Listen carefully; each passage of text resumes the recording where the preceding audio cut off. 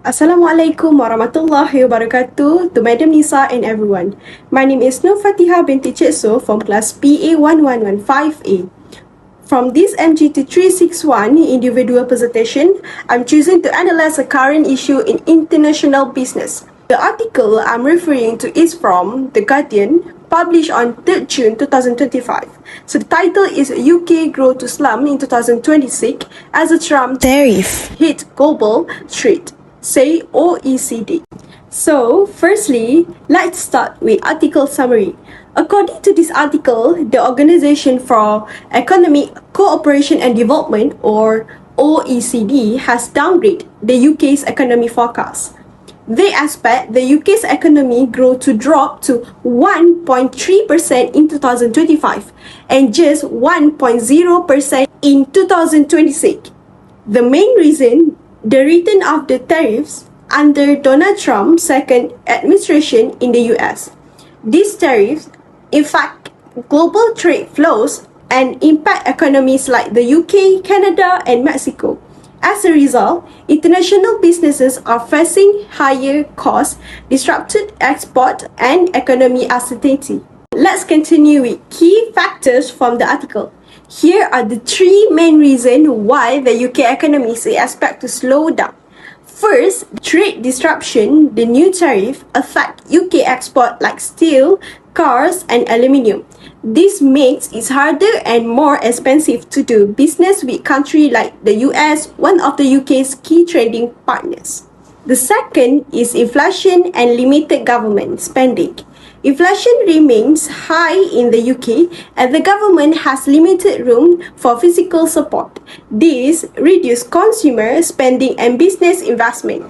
For the third is low consumer confidence. With all the economic uncertainty, people in the UK are spending less and businesses are conscious about hiring or spending.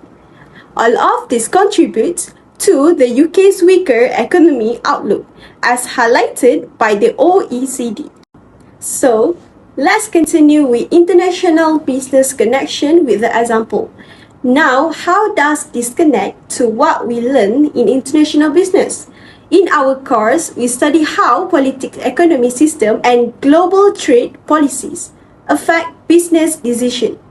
This article is a real example of how political decisions like US tariffs can impact other countries and companies worldwide. For the example is Jaguar Land Rover is a UK car manufacturer. Let's take Jaguar and Land Rover, a major British car brand. They export vehicles to the US with a new tariffs. Their cars become more expensive in America. This may cause sales to drop and they could lose revenue. To manage this, Jaguar might build a factory in the US to avoid tariffs. This is called foreign direct investment, or shift export to other markets like Asia or Europe, where trade is easier. This shows how companies must adapt to international political change to stay competitive. So next is business impact and strategy. So, what can international businesses learn from this? They must always be ready to adjust their supply chains, pricing, and market strategies. Also, understanding economic and political risks is essential before entering or expanding in any foreign market.